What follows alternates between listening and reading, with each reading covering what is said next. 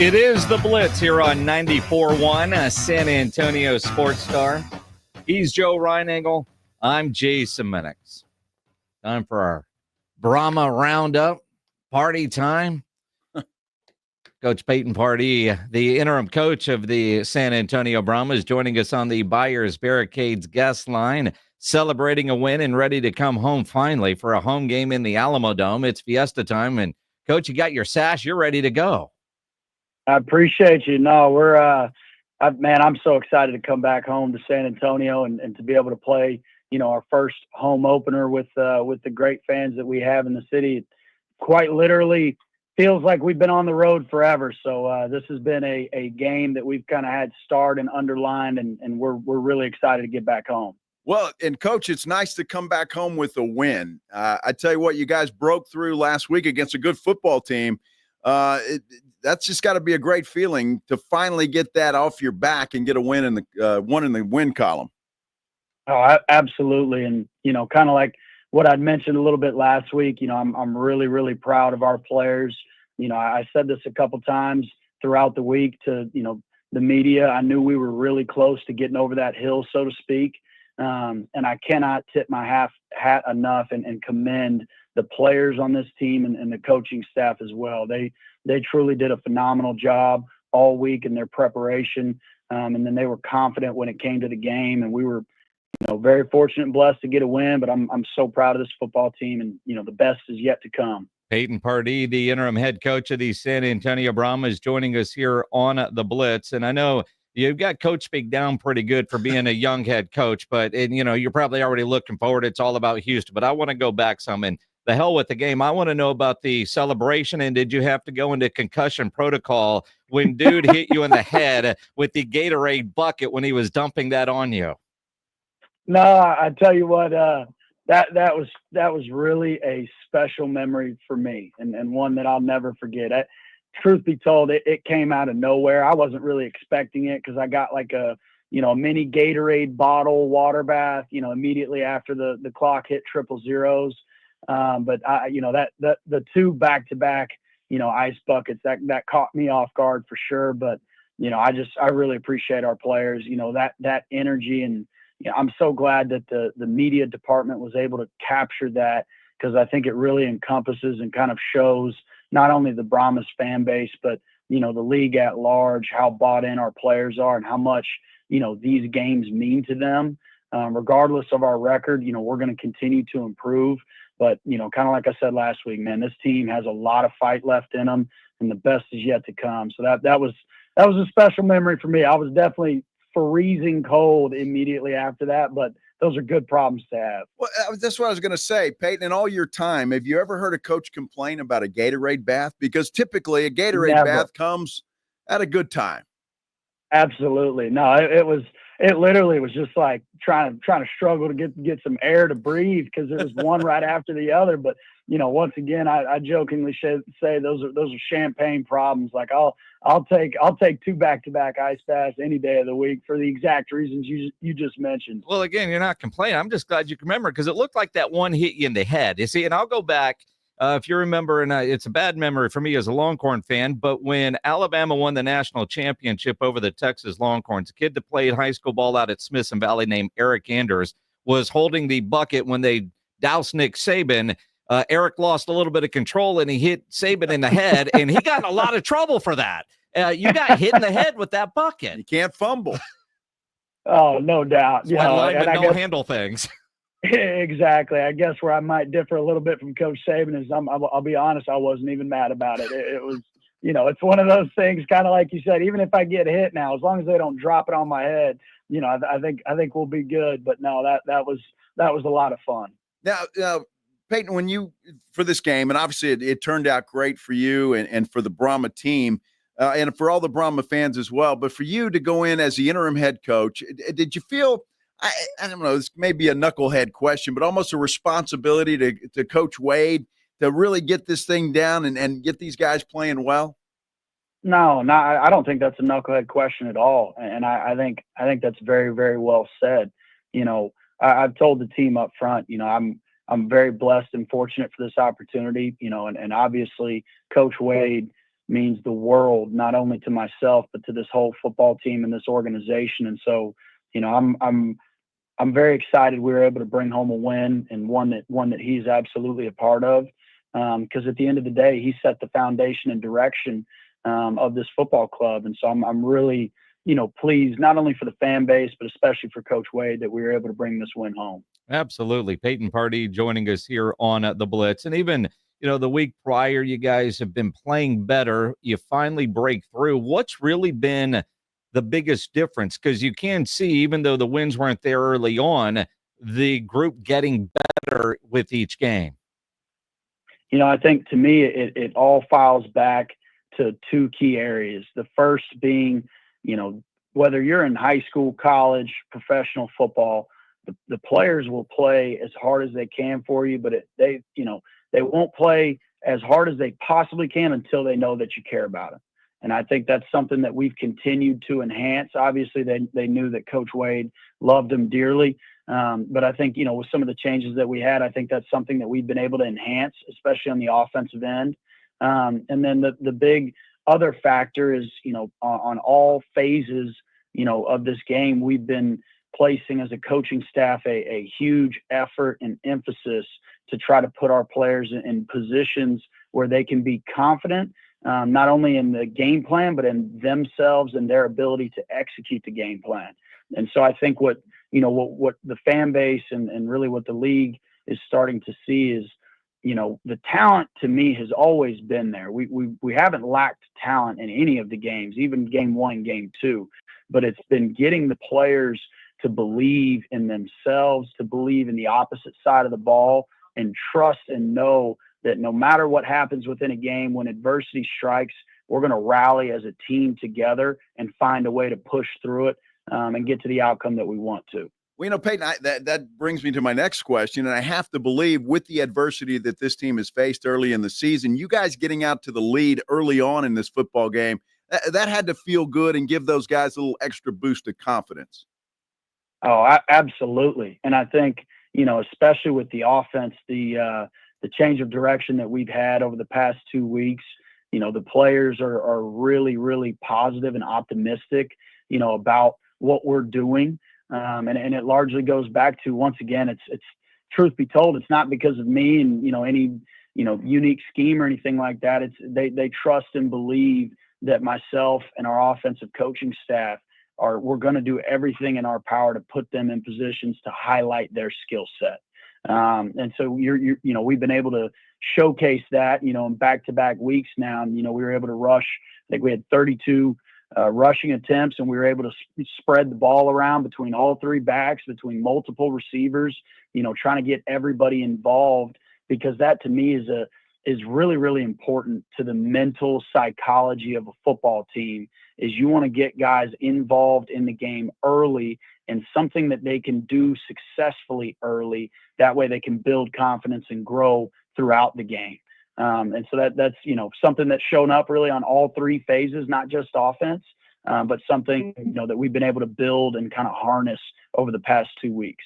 Payton Pardee joining us here on the Blitz, and you talk about that, and you had the lead, and then it was gone. You faced a lot of adversity as a team, but also you as a coach, and a lot of talk about you being young, the youngest coach in pro sports, but certainly aware of not only the rule book and all the fine details of the rule book, but the fact that you're mic'd up. I'm curious if you heard from Mike Pereira after the game, because we all heard what you said on your microphone about Mike Pereira not knowing the damn rules. I'll say this. I'll answer that and give you another piece as well. I stand by what I said towards the back end as I was walking to the sideline. I love Mike Pereira. He is the man, as is Dean Blandino. And Mike and I, we were able to have that kumbaya that we were talking about. So that was really good. And I think we got a lot of stuff figured out, and I think we'll be on the same page moving forward. But that's one thing that I really love about this league is, obviously that was a really funny exchange. Even though it might not have been funny for us at the time, it's one of those situations you can look back on after, and I'm glad the fans got to see that. I really, I said this last week, I think it's a unique experience for the fans to kind of get to be a part of, a lot of the discussions and dialogues that go into, unique situations in the game. And I really appreciate and have a lot of respect and admiration for both Mike Pereira and Dean Blandino. And I think one thing that I would love to highlight about them is they do a really good job, overall of communicating with the coaching staffs on each team.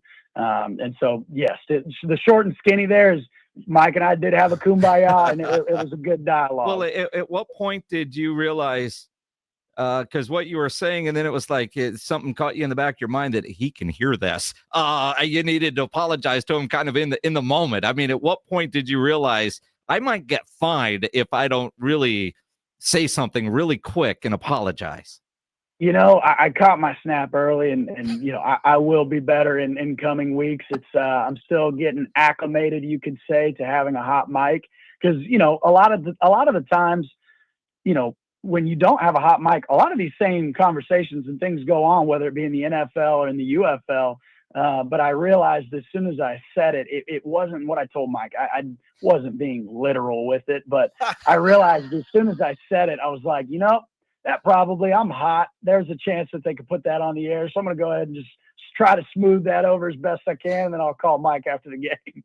Well, Payton, I mean, you're an emotional guy. We've seen that. And during the game, the heat of the battle, you're going to say, how weird is it, honestly, to have a hot mic and to be as transparent as the UFL is? I mean, that's just got to be a weird experience for any coach. It's definitely different, but it's one thing that I personally I enjoy.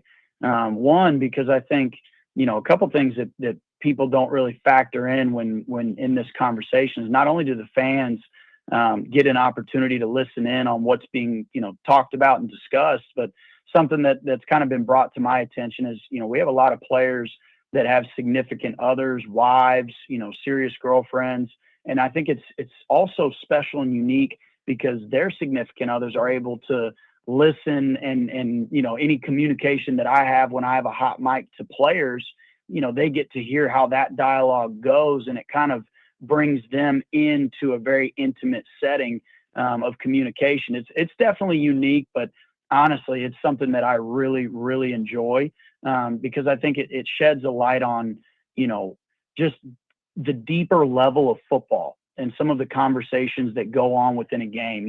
One thing that I noticed, I haven't watched the full TV copy, but a couple people sent me the kind of back and forth between Blake Williams and myself, DC's defensive coordinator. And I thought that was the clips that I've seen. It was really, really neat for the fans to kind of see that chess match and hear the conversations that he was having on his sideline, that we were having on ours, as the game's kind of taking place in real time. And so it's definitely unique. It was a little weird against Michigan, but it's something that now I'm comfortable with. I just, I have to be careful now what I say every now and then. So. Yeah. I don't know. I just be you, Payton Pardee, here on the Blitz. Side note on that, how much of the TV copy of, say, Houston are you watching just to pick up tendencies? I mean, how much do you now have to self-scout yourself while you're scouting the other teams and what they're talking about, since it is that transparency is available to all of us? Absolutely. That's, to be honest, that's the very, very first thing that we do, as a staff, offense, defense, and special teams, is we listen to our TV copy and buzz through it to really get to the sections that apply to each side of the ball. And we listen for, was there any audible communication that was made at the line of scrimmage? As far as like me giving a play call to a player inside their headset, that's really a non-factor because nobody else can hear that. So even if, the opponent knows what the play is, they can't hear it unless it's audibly said by the quarterback at the line of scrimmage. Those are the calls that you have to be, aware of, that you are communicating. That way you can kind of develop some, spin-offs to try to get the same communication done and without, telling your hand or tipping your hand, if you will, to what you're about to do. And then vice versa on defense, snap count's a big thing that takes place, and trying to change that up and see if you can get a tell or a read, as well as protection calls, a bunch of different things like that. So that's something that, on all three phases, that's usually where we start, is kind of scouting ourselves, what was said, what wasn't. and then looking at the upcoming opponent, for sure their last game, on what communication was said. Well, it's going to be interesting. I would imagine that it's going to be nice to hear people cheering for you and not against you. Amen. Coming up this weekend against Houston, you got to be looking forward to that. And I would assume the players are as well. Oh, we seriously, we cannot wait to get back home. I mean, going on the road, it's a really good opportunity for us as a ball club, because it kind of makes you battle tested to a certain extent. If you can handle, like you just mentioned, regardless of crowd size, like DC was rowdy, and I don't know what their final total was, but their crowd definitely had a role in that game. And so it's something that we're anxious to get home to. I noticed it myself, to be 100% honest with you. When we were with the Houston Roughnecks in 23, we played at San Antonio in the Alamodome. I believe it was week 8. And I told myself after that game, I have zero desire to ever come back to the Alamodome as the opponent, because it is loud in that stadium. And I love our fan base. I'm so happy that, we were blessed enough to join the Brahmas last year and are still here this year. So it's something we are really, really looking forward to, getting back home this week. And we need to pack the dome for you guys. Coming off of a win, the Viva Fiesta game, 2:00 on Sunday afternoon. Tickets, UFLBrahmas.com. There's the ticket package where you can get the Wade Phillips Fiesta medal as well. Just the idea. There it is. And I don't know, Coach, how much you guys talk about it as a staff or with players, but as a fan from San Antonio, and I go back to even the Commanders days, I'm so damn tired of hearing about the attendance in St. Louis, right? San Antonio should have the best attendance. Is that something you guys talk about? I think St. Louis, just with their, with what they've done over the past couple of years, they probably get more exposure than others. But, I'm very, very biased, but I would stand by this comment I'm about to make. I really think we have the best fan base in the UFL. And, I hope that, over the course of this year, especially as we continue to play better and better as a team, I hope our attendance continues to go, increase each game. But I truly love our fan base, and last year for us as a staff, first year in San Antonio, it was incredible. The engagement and the commitment from our fans is truly something spectacular. And so, obviously, like I said, St. Louis, they get a lot of, exposure. But I am ride or die with the San Antonio Brahmas fan base. We feel blessed to have, them in our corner. And we hope that we get a good showing crowd-wise on Sunday and in the weeks to come as well. Payton, can you give us an update on Coach Wade? How's he doing? He's doing well. I was able to visit with him, before the game, after the game, and earlier this week as well. He's doing well, resting, recovering. So, he's in a good spot right now. Good to hear. And, of course, first home game of the year, which is weird since you're 4 games in, coming off of a win. Not only the first game this season for the Brahmas in the Alamodome, but the first game in San Antonio in years for one quarterback, Kellen Mond. I'm sure a lot of people want to go see Kellen from Reagan High School in Texas A&M. He's coming home. But do you have to have a talk with him about nerves? Because I imagine this is probably going to be very special for him as well. We've had a lot of conversations, about this game with him. And, I think it's less of nerves, and I think it's more of he's excited to be able to get back and come back home, so to speak, and play in front of his family and a home crowd, that he's very familiar with. And I think, as far as him, he's a true professional. He's played in, a lot of big games. So, I don't think he's per se nervous going into it. I know he's confident in himself, as am I. But I know this is going to be a really special, game and opportunity for him, being able to play his first professional game in front of his hometown crowd. Well, we're looking forward to seeing him play. And he looks like he's getting more comfortable with every game. Absolutely. And I cannot say enough good things about Kellen Mond. I mean, he's a wonderful person. He's a great football player. We're really fortunate to have him with us. And, I've said this, and, luckily y'all were able to see it last week. I mean, he went 14 for 21 touchdown, no picks, 70% completion percentage. He's playing some really, really good football right now. And I think his best ball is still ahead of him. I know he's only going to get better. And he's a true, he almost has a coach's mind as a quarterback, which is something you love, because the way he looks at and thinks about the game is unique. And so that's something that I value a lot in him. And, I'm having a blast coaching him as well as our other two quarterbacks. Payton Pardee, head coach of the San Antonio Brahmas. Again, 2:00 Sunday afternoon against the Houston Roughnecks. I know you're in Houston. We knew this was going to be special for Wade. I know it's going to be special for you because now you got to get your first home win as the interim head coach. Absolutely. I mean, that's certainly the goal. We have to continue to prepare the right way. But, once again, I told our players my confidence, comes from them. And I believe wholeheartedly in the group that we have. I said last week we have exactly what we need in this football team, and I think that showed up against our game, in D.C. But I'm so excited to see our guys get an opportunity to play in front of our hometown crowd in San Antonio, and I'm really looking forward to it. Going to be good stuff. Coach, we'll see you Sunday. Appreciate you jumping on with us as always. Absolutely. Thank you, guys. You have a great rest of your week. Appreciate it. Payton Pardee, head coach of the San Antonio Brahmas, on the Buyers Barricades guest line, where they provide traffic control, rental, and sales for San Antonio and beyond online at buyersbarricades.com.